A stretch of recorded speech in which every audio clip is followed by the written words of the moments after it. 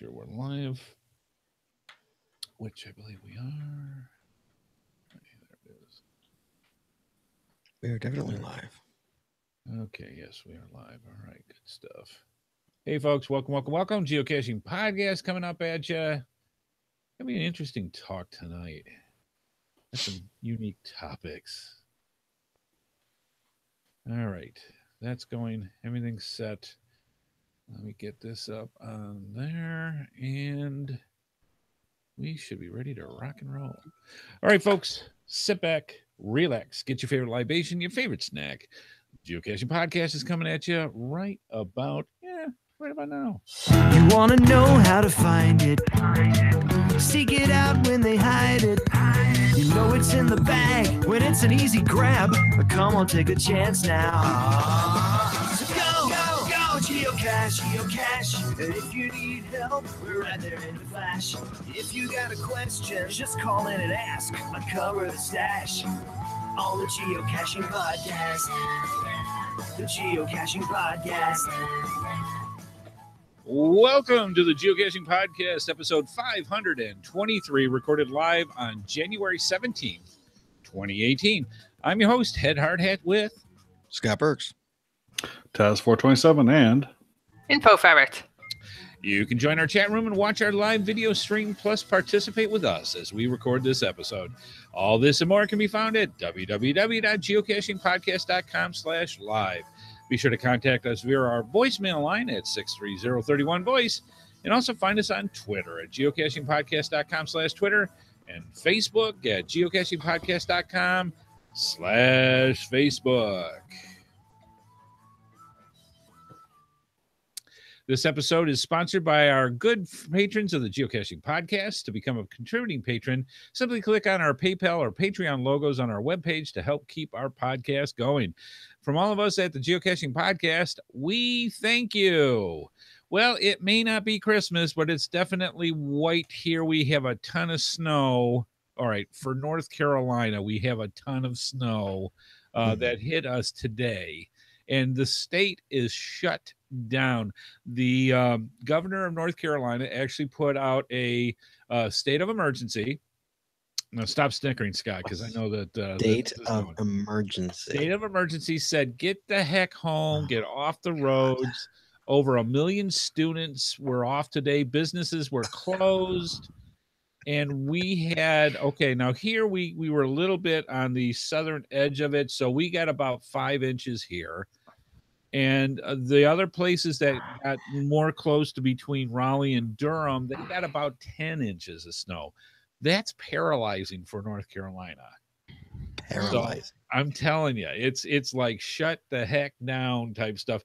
And you know you're in trouble when you're driving on the roads and you see these P lines that are up and down the roads.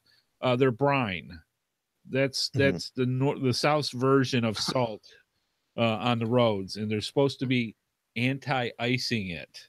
I don't think it's working. So it's basically soup that they throw on you guys got 5 inches, right? Yeah, 5 inches. That's 5 inches with no plow trucks. No plow trucks, no sand, no salt. That's a lot. Yeah. It would probably shut us down in Wellington as well. Yeah, I mean it's shut down. As a matter of fact, it doesn't start actually, and this is how my shovel's still in the shed. I didn't even get it. The one that I've been here for 10 years and bought it last year and used it once. It's still in the shed because North Carolina. You shovel your driveway? Well, you driveway. No, you let it melt. You let the sun come out and so yeah, but the problem is it's not going to be like until about 1 o'clock in the afternoon tomorrow. It's not going to be. It'll only be 40 degrees. So this is going to take a little time to. That'll melt it. 40 degrees will melt it. Yeah, it'll dissipate, and then of course we've got this Arctic air that's going through because it's like 25. We call it Arctic. We call it winter. So yeah. Needless to say, everything's shut down. Everybody's in their house. I actually have right here hot chocolate. The one that we have to keep it in Swiss Miss packets because we use it so rare. So, and the marshmallows are those little chunky bit ones that you have in a tube. Yeah, I used to have that when I was 6. Sure, I remember. Exactly. So yeah, we're all ready here to hunker down for the evening and go from there. We actually did have some power failures around the area, so I'm happy we've got power. Oh, that's good. Yeah. Not that people are having power failures, but that you have power. Oh yeah. Well, when we get an ice storm, ice will knock that stuff out. Yeah. Oh, man, Yeah, we sure. were out 2 days, 3 days last time when the ice storm hit. Sure. Yeah. Anywho, so yeah, no geocaching, and I'll leave it right there. We'll get into other stuff in a minute. Scott, how about you? We got about 5 inches like you guys. Yeah. Fortunately, we were prepared for it, so I was able to go to work and school and everything in the morning because we have salt trucks and snow plows and stuff like that. So Yeah, we just look outside and go, "Oh hell no!" This is another day in Chicago. So we've got about 5 inches, but it's supposed to be in the 40s, mid to late 40s this weekend. So most of it should be gone by then. Yeah. Other than that, I did no caching this week because of all the snow. Oh yeah. I am going caching this weekend though, rain or shine. So that's good. And I said hi Land Monkey because I did no caching this weekend. So hello to Land Monkey. Yeah. Hey, Land Monkey, how's it going, man? Hi, Monkey. It's good to see hear from you, read about us from you. Mr. Scott, do you want to? We don't have any news today, so I think this would be apropos.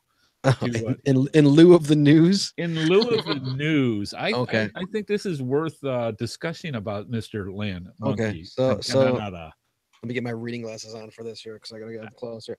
So, Land Monkey, there was the geocaching question of the day. Taz, did you see this at all? No, I didn't see that. Okay, geocaching question of the day was how many caches do you plan on finding this year? It was from about 10 days ago. Land Monkey says all the things. I mean, I have to make up for all the other podcasters who barely geocache. Harsh but fair. And so Brylang says shots fired, and then he tagged Wits End, Daryl, Geocache Talk, Shermanator, Memphis Mafia, Headhardhat, Podcaster, Scott Bergs, Taz 427. Taz, aren't you on Twitter? Yeah. And then Land Monkey says he puts he's making I'm up to make 2018 the year geocaching podcasters and vloggers are challenged to clear 1,000 finds each. Ooh. That's the general I'll do it. I mean, I'll do it. I know I'll do it. Well, I might. So I respond to him as I respond to him. And says, okay, Scott Burke's the only podcaster the gauntlet wasn't thrown at because he knows I got more caches than he does. Yeah, Scott's got what 16,000, almost 16. Yeah. Wow. And he's got 12. So, but we thank you, Land Monkey. So that's why I say hi, Land Monkey, because I didn't cache this week. Hi, Land Monkey. For putting that out. And see, I cache quality, not quantity. See, there you go. I love these excuses. That is awesome. I love that. So, I might clear 1,000 this year, but it depends how much I do on numbers runs. But I'm hoping to get to at least 2 megas, possibly 4 this year. So that should bump the numbers up a bit. I think and I don't know if he's planning on going to the Giga. I think the Giga kind of should count for X number. If you're going to make the Giga this year, I'll be the Giga. Yeah. So, I want to post point for that. I'm going to be there for 10 minutes, but I'm going to be at the Giga. Yeah. If the Giga counts for 500 caches, then I might make 1,000. Taz, I'm shocked you don't get 1,000 a year. I'm surprised. I've had years where I've gotten up in the upper 600s, but that's it. Really? I was going for 1,000 in 2015, and then that September I had my knee tweak, and pretty much all my caching went out the friggin' window. You were podcasting when you hurt your knee, weren't you? Yeah, it was September 2015. Yeah, and and I had, I think, like 680 something. You were on your way. If I recall, I was on my way. So, and that's where I wound up. So, is that the most you've ever gotten in a year at 618? No, I think it was 680 something. Let me look at my profile. My profile tells me. Well, according to you don't have to know. My profile knows. Yeah. Exactly. But it's Scott, I think, got the consensus from several of the other podcasters that said, I'd love to get 500 this year. Yeah, I'd love to get a few hundred for me personally with all the stuff that I'm going through. Yeah, I'll be happy if I get, a few. I got like 800 last year. It was the first year since 2008 I didn't get 1,000 caches. Yeah, and that's just because I had to move and everything. It was just too much. We just well, you were out for sports and all the rest of it too. Yeah, so it's this year. Yeah. I'll get back on track this year. Yeah, I got 1,600 last year because I was working on a challenge, but it damn nearly killed me. Yeah, I'm not going to be. 1,000's comfortable and doable. 1,600 is bloody stupid, and there are times when I decide that actually I quite like to see the kids, much though I curse them, and my other half ought to remember what I look like. When my kids were younger, I used to average 2,000 a year. It was my average. Yeah, but like this, it's just too hard now. I can't do it. It's just I too much responsibility now with the kids being older. Yeah, Yeah. So it looks like 638 is what I came in at 2015. 655 I had done in 2012. So, I've had a couple of years in the 600s. Yeah, that's how it is. So we appreciate the kick in the ass, I guess is the way. Land Monkey.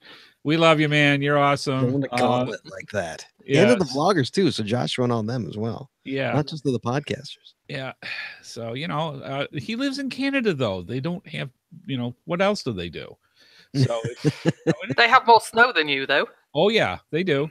But I was gonna say, only time I've ever been to Canada was mumble years ago, and it was a prize to myself for passing my accountancy finals when I went and had 10 days skiing in Lake Louise in January, and God, it was bloody cold.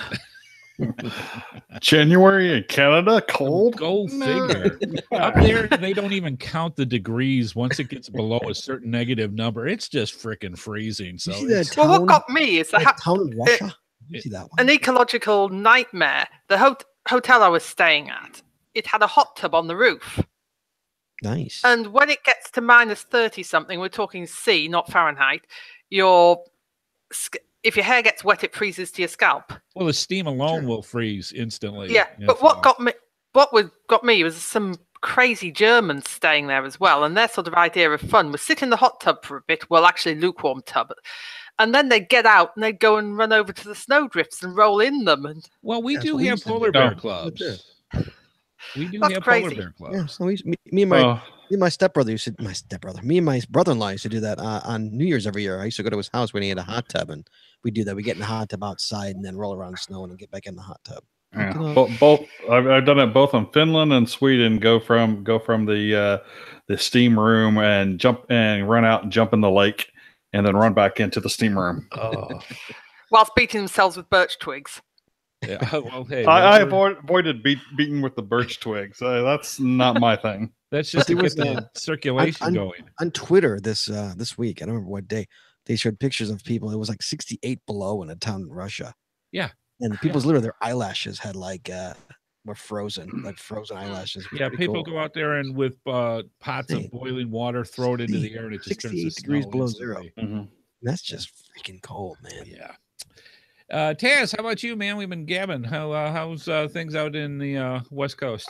Well, weather was not too bad actually this weekend. Had a bit of fog, and managed to get out and get a couple geocaches, including a couple with my wife, and one I think we'll probably talk about later in the show. But my wife wasn't happy at about midway through and beyond. Sounds interesting. Good. Sarah, how about yourself out there in New Zealand? Well, it's been too bloody hot. It's 30 C roughly at the weekend, which is high 90s. And so you just sit around and melt. I made it to one event. What's the humidity like? Fairly clammy. Okay. It's been rainy today, which is good. One event, so I went to an event, had intentions of going for a walk afterwards. So I was just too hot to even think about it. So I just picked up a couple of quick finds on the way back. But I'm doing a lot of planning for this weekend because it's a public holiday in Wellington. So we get the Monday as well. So the plan is to a lot of fly down to Christchurch, so fly down to South Island, pick up a rental car there, and drive back up to Picton to get the ferry back to Wellington. Wow. And see what's on the way. One thing they do a lot in is when we get loads of tourists coming. Don't know if you get it in America, where there's sort of set routes and people pick up a car at one place and drop nobody off comes here at all. We don't get any tourists. But most people fly into, well, your president won't let anyone. You're not allowed here. No. Yeah. Well, but most people fly into Auckland, which is sort of topish of the North Island, drive down to Wellington, hop on the ferry, drive down to Queenstown or wherever, and end up and flying out of Christchurch. So there's loads of cars that sort of make their way down the island. So rental companies offer you cars virtually free if you'll drive them back to wherever they want them. So I've got 2 days car hire for something like $2 plus the petrol, and that's it. The petrol. Hmm. Hey, Jazz, would you do me a favor? Would we look up the Jewish population in Christchurch, please? I think it's probably 12. It's so small that they closed the only synagogue in the synagogue there. So you're saying the town does not shut down for Passover is what you're telling me? No, it does not. They do not have a Hanukkah end cap in the Walgreens, local Walgreens is what you're telling me. Most likely not. The local where? Too much. Christ. But that's good though. It's I'm glad you're hot, Sarah, because that just gives us something to look forward I'm always to hot, darling. About in 6 months. Yeah, I know. You know what, Sarah? Summer's coming for us. Yeah, I was going to say. I know. After this snow melts, you're going to be hurting. I'm just saying. Once we get unparalyzed, it'll be great. Yeah, good stuff. All right, well, cool. Let's move on to the podcast roundup, letting our viewers know what's going on in the geocaching podcasting community. And what's coming up this week on Geo Gearheads is randomized 2,754. I'm not quite sure what the heck they're up to, but they're up there. And it's literally all he has on here is it's the first randomized show of 2018. So, is that 15? That's 65. 65. Yeah, LXV. All right. 50, 65. You know, after you get past 50, you really just need to go to numerals. No, you don't. You like the mental challenge. It is exactly it, and I'm losing.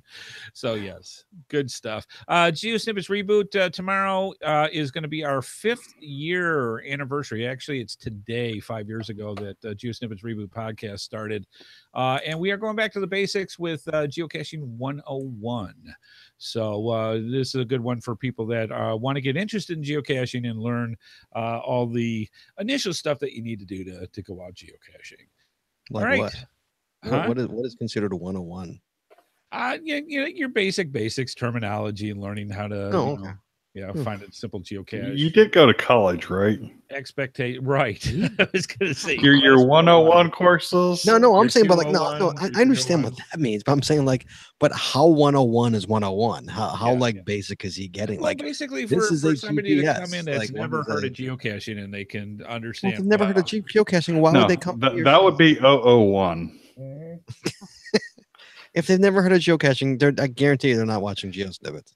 Well, that's part of it, but with us being a tutorial show, it's you got to start somewhere. So that's where we go. Okay. It's always good to have reminders and help. That's why when they listen to, they go to look for a classic podcast or YouTube session that they can go besides the Geocaching Podcast. Besides, he's got to update it with smartphones. Like, this is a smartphone. Right. This is a smartphone app. This is how you get a smartphone app with GPS. Right. How tell your audience how to register. Land Monkey says if you don't find 1,000 in a year, you're worthless. I know it. And we love him for saying. Make sure you tell the audience that. Thank you. I'm sure I'm worth less than a lot of things. Just ask my wife in certain circumstances. I can guarantee she can come up with examples. So, well, I'm currently sitting on 35, so that's for the year. Yeah, I think I have one. I was going to say, I blew that. I have like 3. I'm lying. I'm totally lying. Well, you did but the geocaching all showed up last year. So no, but I found one at the beginning of the year, and then I went to a couple of events. Oh, okay. So you're I think I'm up to 17 or 18. Yeah. All right. Scott's got a good topic to talk about tonight. So let's bring up the mailbag. Scott, you got your stuff ready? All right. I got mail. Yay! I got mail. Yay! I just want to say that ever since we instituted that sound, we've gotten mail every week. I want you to know that. Really? Yeah, that is true. That is true. It is that. So Taz, give it as much crap as you want. It's the annoyance factor. People want to hear it. The squeaky wheel of transitions. All right. I think Taz, did you read this? I think you'll find this interesting. Did you read this, Taz? Yeah, I read it. Yeah, it's pretty interesting. Okay, this is from Data Wrangler. I like that name. It's a good one. Tallahassee, Florida. I got to put my glasses on. Hold on a second. It says, "Hi, guys," and info ferret. Hi. My family and I are planning a trip to South Korea soon to visit a daughter who is over there teaching English. While not looking forward to the 14-hour nonstop flight, I am looking forward to finding my first cache in a new country that will also be my first cache in Asia and my first find in the Eastern Hemisphere. That's kind of cool. Yep. One of the side trips we are taking will be to the DMZ, the Demilitarized Zone, between North and South Korea. At the Joint Security Area, he's got a link for the area, there are several buildings that straddle the border.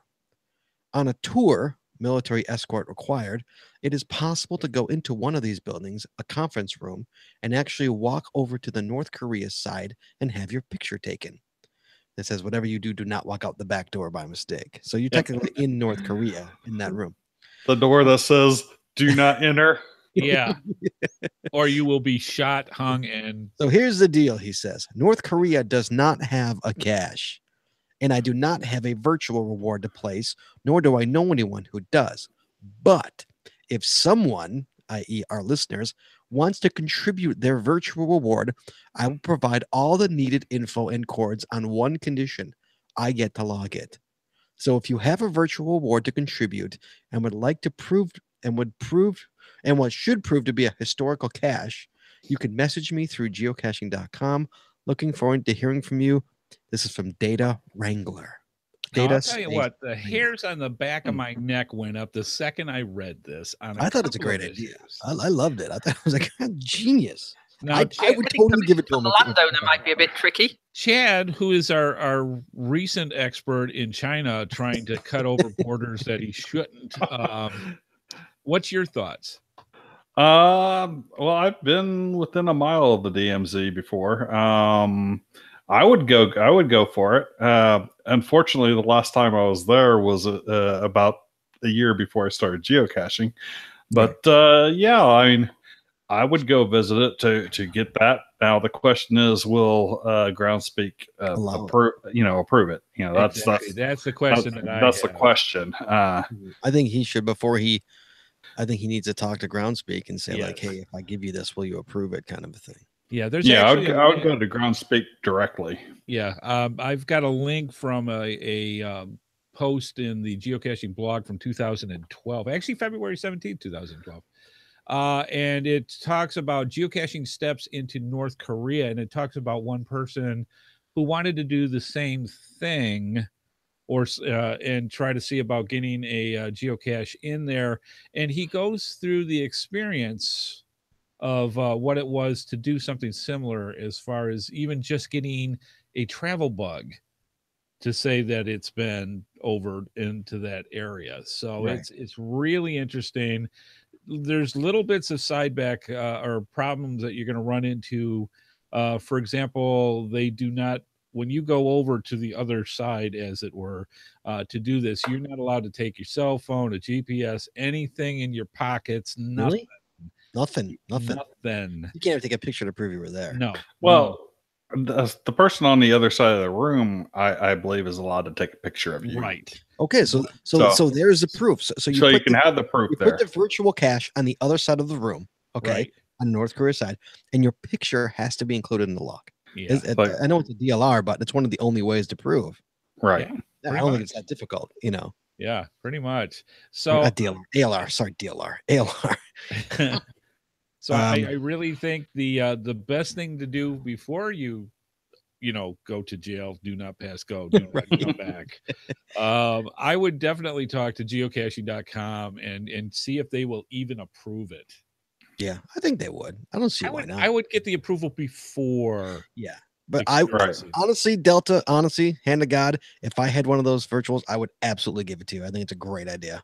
I think it would be very interesting to sneak one in as it is. Absolutely. Yeah, why not? Excuse me, door's just gone.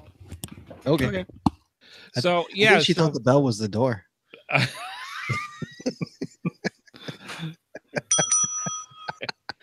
I'll get it. It's like my lab. Like my dog, yeah. And in no way do we mean that she's actually, I'm just saying. No, quite literally, it doesn't matter if it's the TV, the radio, what it is. My dog hears anything like a knock or a ring, and my dog's barking, running to the front door and barking. It's like it's the TV in front of you. Yeah. But so Delta, it's a great idea. If anybody, please just send him a message to geocaching.com. It's Delta space Wrangler from Tallahassee, Florida. Hey, Sarah. Hi. Sarah. Sorry about that. That was a friend of mine just dropping off some toilet tents for a camp at the weekend. Some what? I was going to say what? Toilet tents. What the F is a toilet tent? A tent that goes around the portable toilet at an event. Oh, a little TP for your TP. PP, yes. Yeah. Is that how they market it? TP for your TP? Because if they did, they totally wasted that. If they podcast.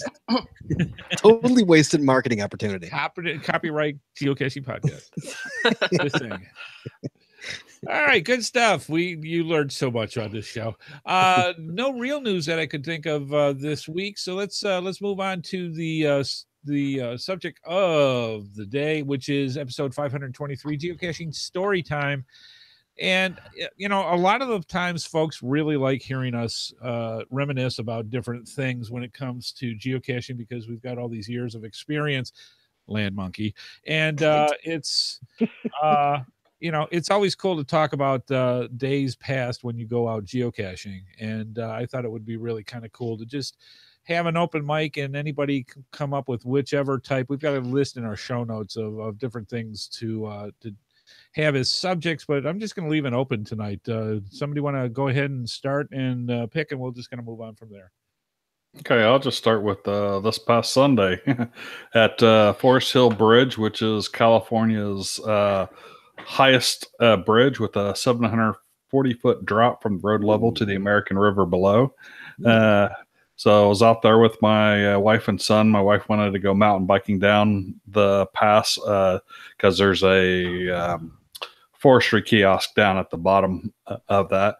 And I wanted to grab a few caches, and my wife wanted to go with me. And it's like, okay, there's about 300 feet of bushwhacking from a waypoint here. And it's supposed to be about a 2.5 terrain, so it should be okay.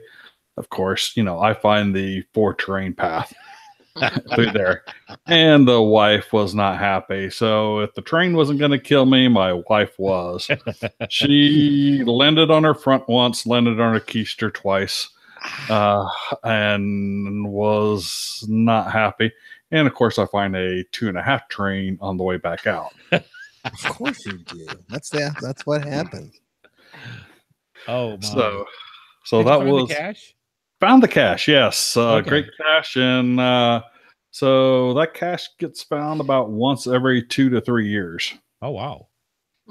Really? That's the kind of thing I want to take my wife on.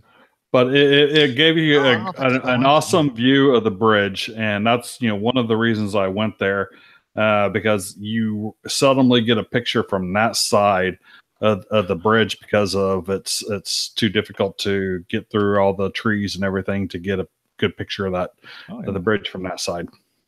Now, what exactly is the kiosk? I mean, is that like a little coin shop or No, it's a little. It's not technically. It's like California State Park Forestry, blah blah blah kiosks where you pay to be able to park down there and go hiking. Ah, okay, gotcha. I just thought you go down to the trail and there's the gift shop, and it's No, not quite a gift shop.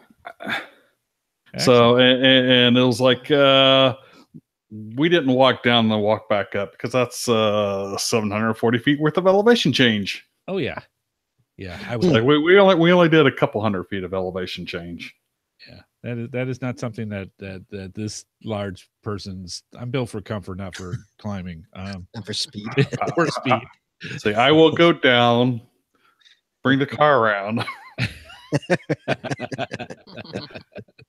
There you go.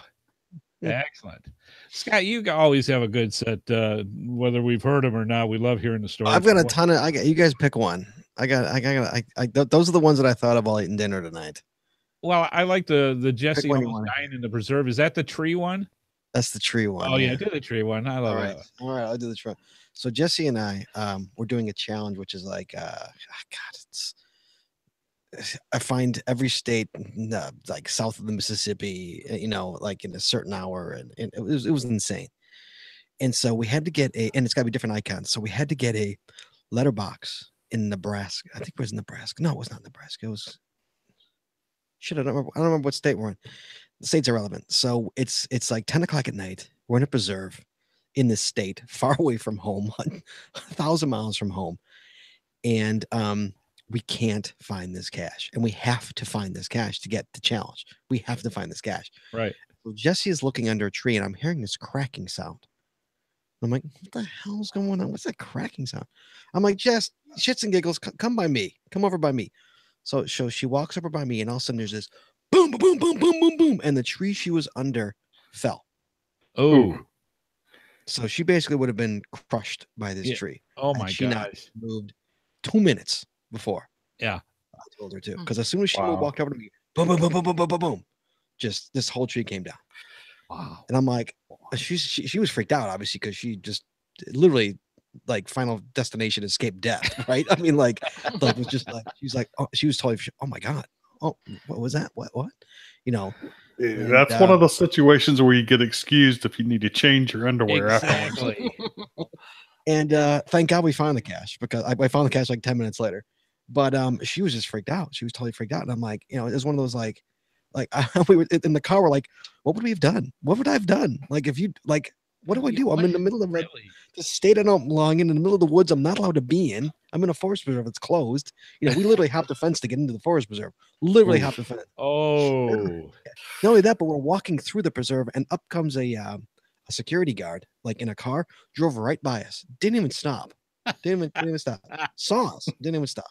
Well, you were supposed to be there because you're there. It's nighttime, and we have flashlights, and what could happen? Yeah. And but yeah, she literally almost died. That's like the second time I've actually. That one where you read about in the paper where somebody is walking down the street and a lamppost just decides to fall over and cry. Right, yeah, it's one Final Destination. Like, how does that happen? Or like the brake on a 4-wheeler, like, or an 18-wheeler, goes through your windshield. It takes you out. That's just like meant to be. I think she cheated that. Yeah, she cheated it. Wow. Yeah, it was one of those weird ass things. Like, that's just, she literally would have been dead. I mean, easily dead. Yeah. I'm very fortunate. I nor with Amy have ever had anything. There's a couple of times I thought I was going to die going down a side of a hill and realizing that that pine straw and wetness usually equals slip and slide, and heading down, a 45-degree angle into the abyss. Right. But never had that. Those are the kind of issues where you realize as you get all the way to the bottom of the holler, how am I going to get back up? But never that close to imminent death. Wow. Yeah, I'll ask Jesse. I think it was Tennessee. Yeah, I think we were in Tennessee when she almost died in the forest. Yeah. The closest I've ever come was one day when it was school had shut for the day, so a couple of us went caching and took our kids with us, and we'd found a few caches, and then thought, I remember there was a puzzle I'd solved where the final was only about 400 meters from where we were, and we were already up this hill, so we may as well go for it. Oh yeah, let's. And as we went over a stile, saw a sign that says cattle around, and yeah, there's cows. That's no problem. You don't bother them; they generally don't bother you. So we're going along this track, and it's quite, sort of like that. So you can't it's quite steep.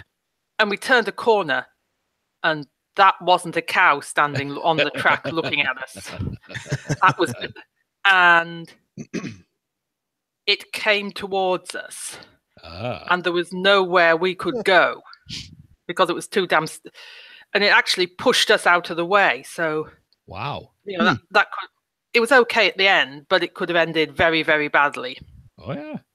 And needless to say, I went and had steak that evening for dinner on principle. But that was my closest I've ever come to needing new underwear. Chad, how about yourself, man? I think I've told this one before, but I was out caching down the line, out in the country, down a fence line that was on a public easement, and this guy comes trotting up on his horse with a 6-shooter in his hand, telling me that I'm on his property. You told me this, yeah. And it's like, yes, sir. So he asked me, what am I doing on his property? And I told him, well, I'm geocaching on this public easement. And he goes, that's my property. So, yes, sir. I was like, is it okay if I just go ahead and leave now? Yeah, no kidding. It's like, I wasn't going to argue with the guy. It's like, he looked, gruff, cowboyish, and ready to shoot me. And I was like, I'm out of here. It's like, that got a note posted on it. Did it now? Yes. Wow. So the caches were summarily archived. Yeah, I guess one of the things that as you go geocaching and you delve deeper and deeper into places that other people probably would not tread, swamps or other areas. I think the first time when I started geocaching, the part that I really realized it was I was in the mountains in West Virginia, and there was a geocache off one of the exits, and it's like, okay, I need to stretch my legs. I'm just gonna do a little bit and see what I can find. And it sure enough, off the exit, you're about maybe a half mile off the road that way, and the geocache was a good mile walk to in the woods, mostly forest at that particular point. And when you go and you're by yourself and you're walking, and then you suddenly realize you're a mile in the middle of nowhere in West Virginia mountains, and where they have license plates at many of the kiosks that they have there that say, thanks for visiting, you were delicious, aka the bears. That is a feeling that you may not wet yourself, but you're going to. If anything moves, a squirrel, you're done. And yeah, that's one. And if you hear a banjo movie, music, start running. Well, that's my instinct. Whenever I hear banjo music, just running away. Yeah, That's really. instinct. But yeah, there is nothing of the feel of walking out in the middle of nowhere and then just getting that dawning effect of, holy crap, who the hell would even know I'm here? I'm literally in the middle of nowhere. Yes. Yeah. Oh yeah. Good stuff. That's also great though. Oh yeah, there's nothing like it. It's very I love walking in the woods, but it's usually on trails someplace that we're going, not literally out in the middle of nowhere in the mountains. Yeah, good stuff. Yeah. So Scott, falling out of a tree? Yeah, I have told my falling out of a tree story. Ever tell you guys that? I don't think I've heard that one. All right, so it's winter, and Jesse and I we're on an island. And the cache is 30-35 feet up the tree, and it's a pretty climbable tree, and so I had never had a problem climbing trees ever. Now to this day I still, because of this, I do it, but I'm not happy about it. And so, I get up there and I sign the cache, and I'm very careful. I've got slippery feet because it's just snow, just snow on the, there's snow on my feet and there's snow on the branches and all that, and I'm making my way down. Okay, so this is kind of a visual story here. So if anybody who's listening to this at work, I apologize.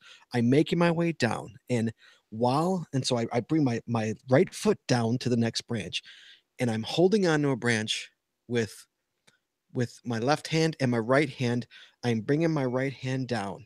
And as I'm bringing my right hand down, I'm about to grab a branch. I let go of my left hand, and the branch that had my foot, boom, gone. And I literally, when I say I rode the tree, okay, I mean I had razor burn going down my face, down my chest. I rode the tree down. Okay, like that, right? Okay. That looks like I'm getting this sort of cartoon image. Yeah. For about 8-9, Jesse saw this whole thing. Okay, for about 8-9 feet, I rode down this tree. Okay, and then what happened is instinctively I put my arms like this. Yeah. And what happens? I went, kabonk. I got caught by 2 branches on my arms. Yeah. My arms caught 2 branches. My arms. Anybody listening at work? My arms are outstretched, kind of. And I caught 2 branches, and that stopped me about 8 feet from the ground. Okay? Yeah. And so Jesse's like, "Are you okay?" I'm like, "Don't talk right now. Don't talk. Just don't talk. I have to grasp the situation that just happened to me." Because I just rode this tree, literally rode down this tree, and like, and I once I got about 10 minutes. Jesse's taking pictures. She has pictures of. She's taking pictures, and I got out of the tree. I mean, I just had razor burn. Razor burn, like road rash down my face. Wow. All down this side of my body.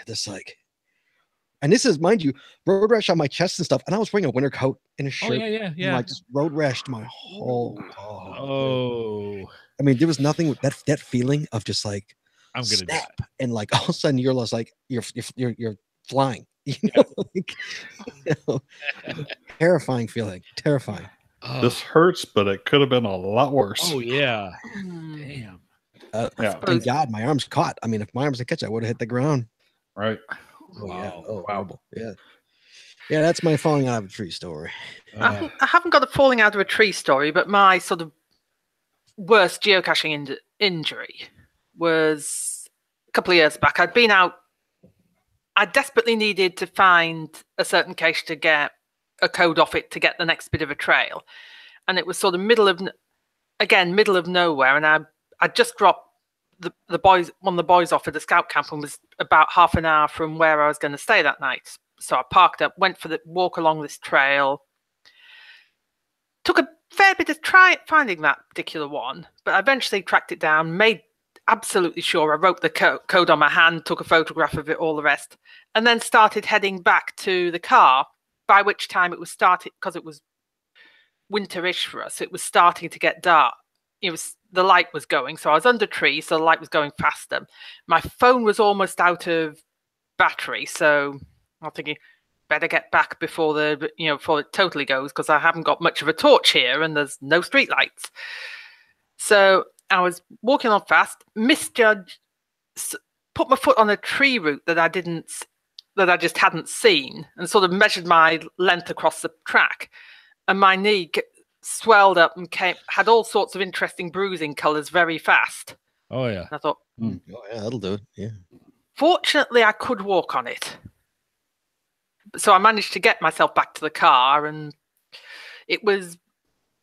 but my thought went through my head of, nobody knows I'm here. The phone battery's almost dead, and I don't have phone coverage in this bit of the country anyway. Mm-hmm. If it had been,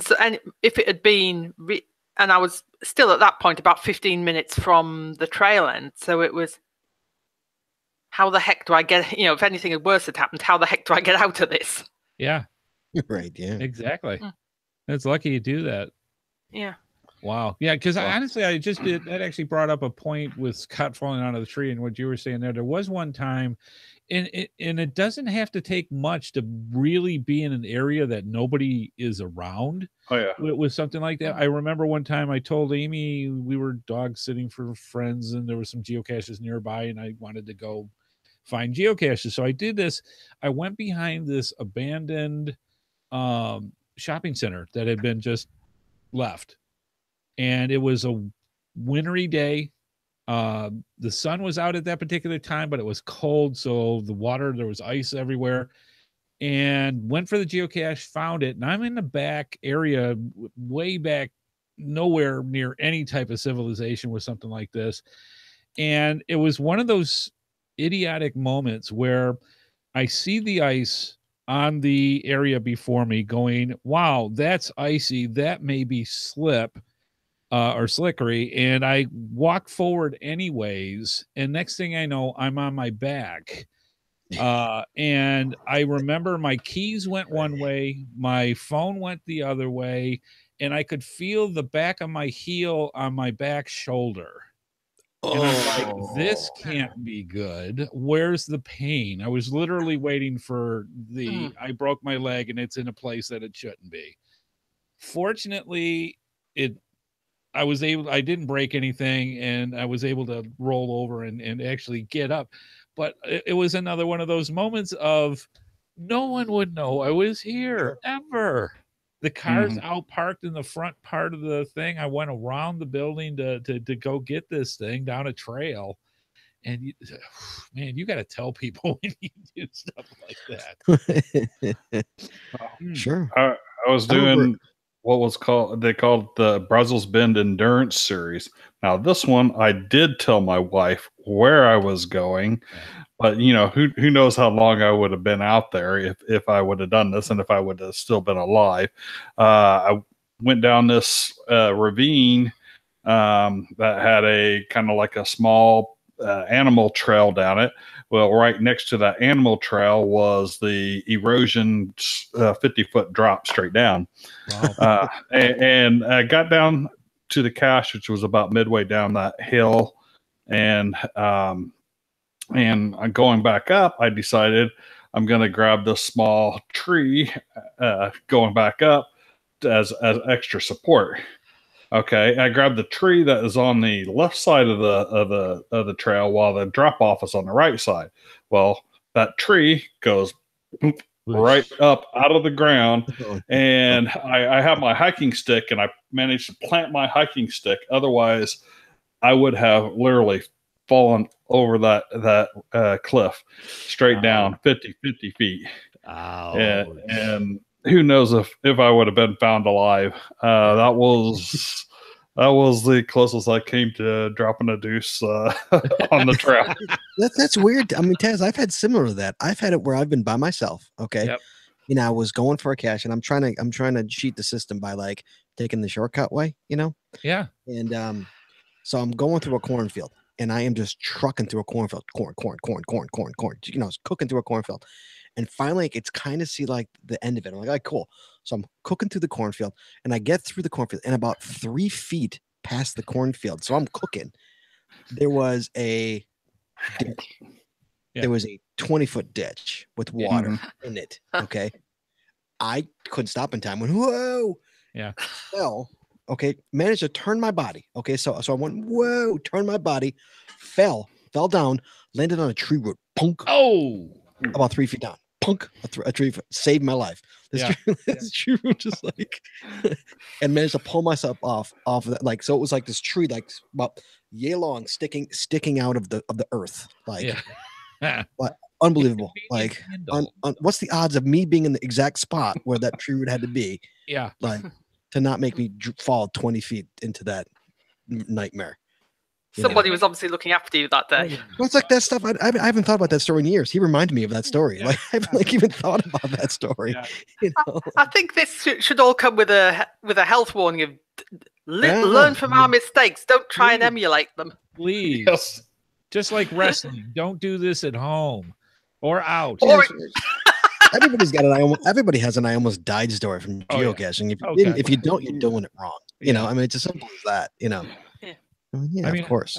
Get a cache that you need to walk more than 20 feet away from the car. Exactly. Yeah, there's a thing called wilderness, and you need to be in it. But yes, I mean, you go walking down here, and I hadn't thought about it in years. I don't even know if it even exists as much, and somebody can tell me or not. I was in a swamp looking for a geocache, and it's one of those things, I guess, for the people that have never done swamp caching before. You go out into this thing. Hopefully it's during the drier season where you got a little more land to actually walk around. And you're walking through the trails that are in this swamp. And it's like on both sides, you're encompassed is the only way that I can put it. It's like walking with a blanket over you. The sound from the outside world goes away. You're completely covered by foliage of trees, and it's thick, and it's just one of those feelings it's another one where you're out there. There's quicksand apparently in North Carolina. And that's one of the things that I'm out there, and it's interesting what you think about when you're out doing geocaching in the middle of nowhere.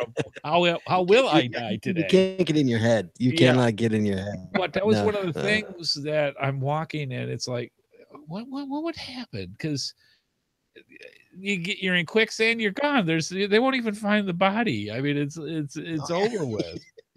But dude, you're a mile into the woods. You're not going to find the body for a long time. Well, they'll find it, but it'll be not in the same shape that it was when it was. Right, I'm saying eventually they'll find it, but eventually they'll find it. But there's spots where they won't. Right. But when you leave the swamp area, it's like curtains open up. I don't know how else to explain it. It's literally like curtains open up, and the real world comes back. It's an environment all of itself. Oh yeah. I was out in the middle when I was out in the swamp. All of a sudden I started hearing this, whoo, whoo, whoo, and there was a large great horned owl. That thing must have had a 12, 14 foot wingspan. Really? Wow. Hearing that coming up from behind, that kind of thing. Yeah. There's experiences I've had that with a blue heron, with like an 8-foot albatross wingspan. Yeah. And there's stuff you just will never experience unless you go out and do it. And do I've had it in the UK with deer. I'm sorry? I've had it in the UK with deer, going through a woodland and coming across several. And people go, "Oh, cute deer." You know what? They will stomp your butt if you are aggravating to them in any way, shape, or form. Yeah, you got to be careful. I would spend about a half a mile getting circled by a coyote, just doing circles about 20 feet. Oh, isn't that fun? Wow. Yeah, that was not scary because I know he was more scared of me, but he just wouldn't leave me alone. He just kept circling me, circles. Yeah. I got a big stick. I'm like, come on, effer, come on. Yeah, he's thinking lamb chop and. Right.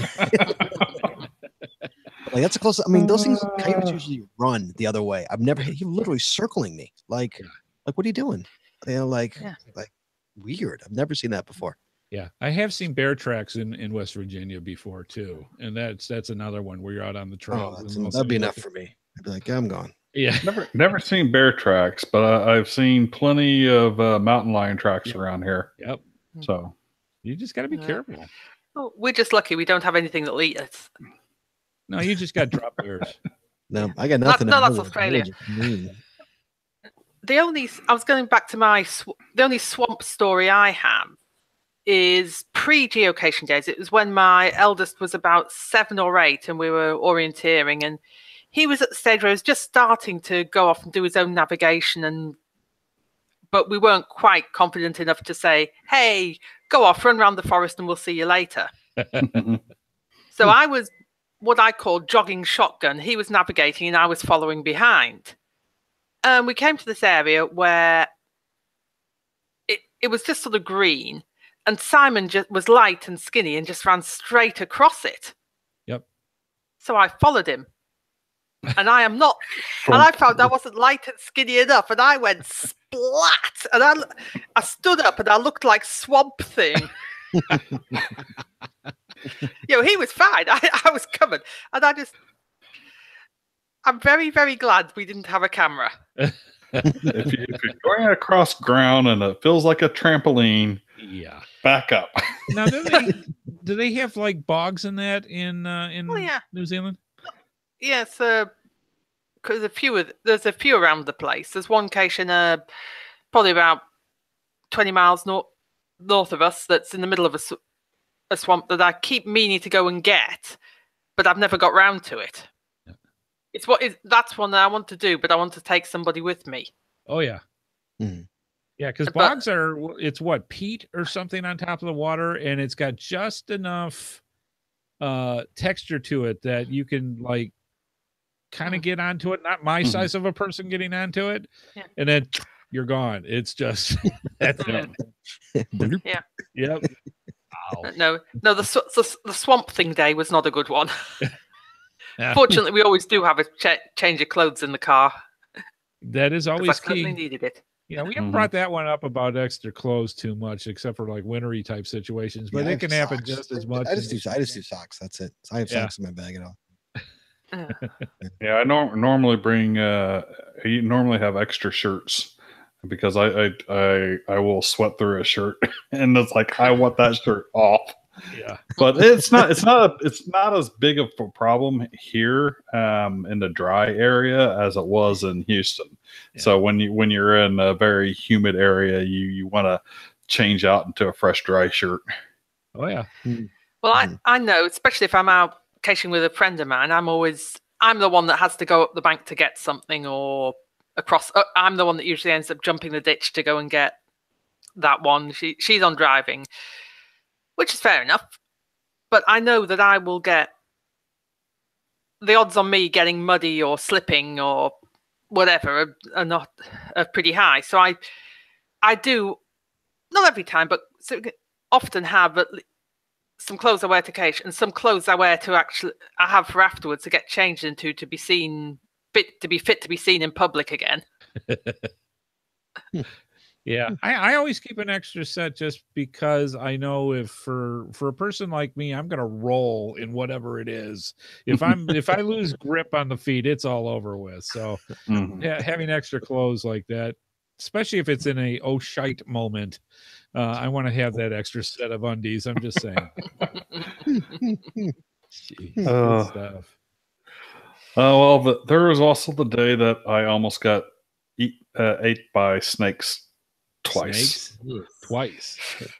Ate by a snake twice. So up until that point, through all my geocaching adventures, I had never seen a snake while geocaching.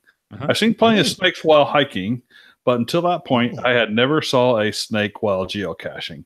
And I'm out there with probably 15 other people, and I decided to go off and get this cache for everybody. I'm the one that's looking across a log, across a bayou, and there happens to be a copperhead at the end of that log.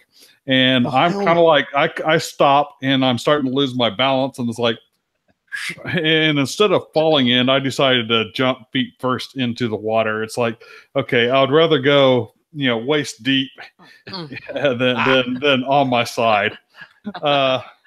So managed to get the cache and went back. It's like, okay, that's fine. And, it's going to take me all day to dry out. And I'm out in the middle of BFE at the time. So we just keep going. And I'm leading the group at some point later down the line. And I see a cottonmouth. And I'm like, whoa, stop, snake. And finally everyone shuts up and actually stops. And it's like, there's a cottonmouth about 10 feet ahead of me. We are going to go around. Yes, they do not play nice. Cottonmouths do not like to move out of your way. Yeah. Really. So they will sit there, curl up, and they will strike. So that's one thing down in the South you got to be careful of is like, especially in fields of palmettos, don't stick your hand under a palmetto and lift the leaf up, because poke it with a stick. You will get struck one day. Yeah, if you're doing that. Yeah. Or at least a good jump to the emergency room. Yes. Yay.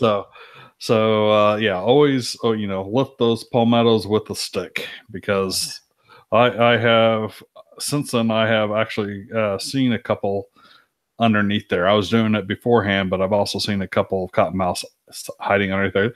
Yeah, I will come back and do that cache another day. Some other ones. Now, when out in California, they've got the diamondbacks out there too, do they not? Yeah, that's the only thing. That's the only poisonous snake we got out here is a western diamondback. So went from 7 poisonous in the Houston area, 13 in the state of Texas, to 1.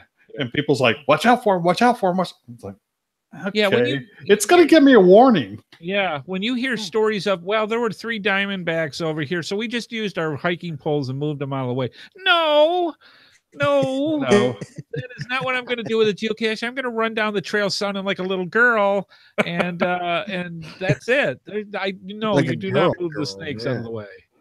Absolutely. Absolutely. Yes. Oh, geez. Yeah, that's something. I've said it before. Is that like in Chicago, it's not the woods that'll kill you; it's the urban caching that'll kill you. Things, yes. It's the urban. Right. So my last story tonight, because I know is I was caching in the city proper in Chicago in a not a very good neighborhood, and I'm down by the Chicago River, so I had to go down an embankment to get to the river, and I got my flashlight because it's nighttime. It's nighttime. It's shitty out. It's foggy. It's rainy. It's a crappy night. And I'm looking for this cache. I DNF the goddamn thing. So I come back up the embankment. Okay, up the embankment. And once I get above I get to ground level, there is a gun in my face. Oh my god. Literally a gun right here. Right here. Someone, don't move. Okay, I'm not gonna move. No problem with that. I'm not moving. Slowly get up. Slowly climb up here. Okay, I'll slowly climb up. Put your hands up. Okay. Okay, here, my hands right here. What are you doing? Geocaching. It's a cop. It's a policeman. A handy dandy Chicago policeman. What you doing? Geocaching. What are you really doing? Geocaching. No, you're not. What are you really doing? Yeah. Geocaching. Turns out he thought I was a drug mule going to get drugs down by the bond, picking up drugs because this is a high traffic drug area. It's not a very good area. It took me, when I say 15 minutes to convince him I was not a drug dealer or a drug mule. Not only that, but turns out I have a buddy who's a Chicago cop who also geocaches. Yeah. He gave me his card saying, if you ever get in trouble, give the cop this card. Okay. And so his name is Early. That's his cache name, Early 1965. It's his badge number. And so I give the cop, I go, wait, I'm going to reach into my pocket here. I'm going to grab my wallet. Don't shoot me. I'm just going to grab my wallet. Okay. I want to show you this. This is my friend.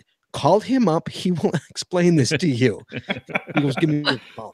So I give him my phone. He calls up Early. He's like, he wants to talk to you Early. He's like, dude, what are you doing? I'm like, I'm getting shit. He's like, you almost just got killed, dude. Go home. So the cop thought I was a drug mule. I mean, had the gun in my face the entire time. This one other cop had a gun in my face the entire time. We were having a conversation. Yeah, I was actually the one and only time. The one pulled on me in my scary as you would think. Looking down the barrel of a gun. I haven't had that, but I was at literally a state park, and the rangers had Glocks.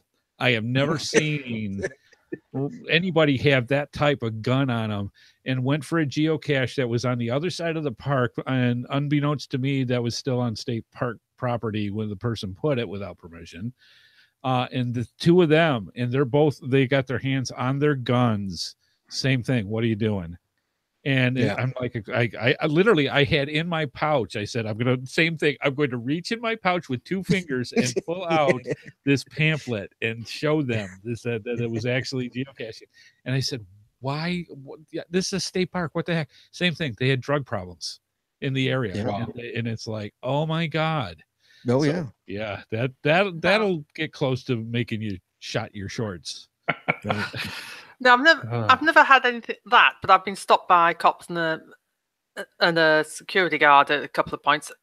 And what I've done is because I use a phone, not a GPS, I've just had the app open and said, look, you've probably never heard of it, but this is it. This is the app. This is the details I have. Yeah. And that, sure. and that sort of usually classifies me as mad but harmless. Well, they actually had me show them where the geocache was. I'm glad I found it because they literally, where is this geocache at? And I showed them, and they picked it up and said, "This is not supposed to be on our property." And it's like, my problem was I DNF'd it. It wasn't there, so like, I didn't even have that. I think it was not there. Yeah, scary stuff. Yeah, good stories though. Yeah, and I was going to say on the show notes, I've dropped a photograph. This is an ironic one from my other half. He's had to go to Vietnam for work, for a meeting. And he's put up on social media for us a pretty photo, park with trees, and note, for Sarah, there is a geocache in the tree just out of shot to the left foreground.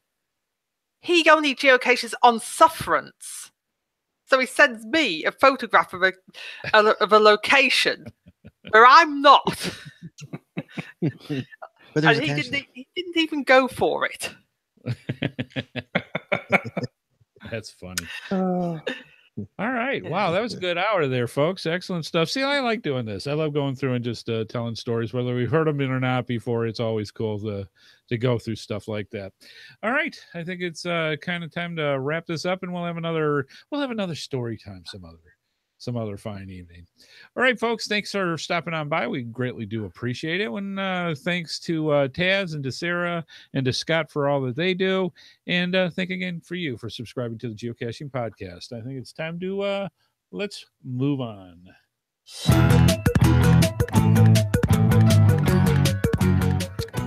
Please be sure to join us each and every Wednesday at 9:30 p.m. Eastern Time for another episode of the Geocaching Podcast, right here on the Geocaching Podcast website at www.geocachingpodcast.com/live. The video version of our show is available on YouTube, and the audio version is available on our home website, iTunes, Stitcher, Google Play, and many of your favorite podcatchers. We love hearing from our viewers and listeners, so please visit us through the social media sites or contact us via our voicemail line at 630-31-VOICE. The Geocaching Podcast is a Headhardhat production and is produced by Andy Smith, Scott Burks, Chad Courtney, and Sarah T.S. This show is copyright 2018 by Andrew T. Smith. All rights reserved. Land Monkey, I blame you. All rights reversed. Yes, all rights reversed. Wow. I've never heard that before. You know what? It's the hot chocolate and the extra fake marshmallows. Would you put vodka in that hot chocolate? I'm telling you, whatever words. All rights reversed. All rights reversed. I don't even know what that means. Reserved. Excellent. All right, folks. Have a good one.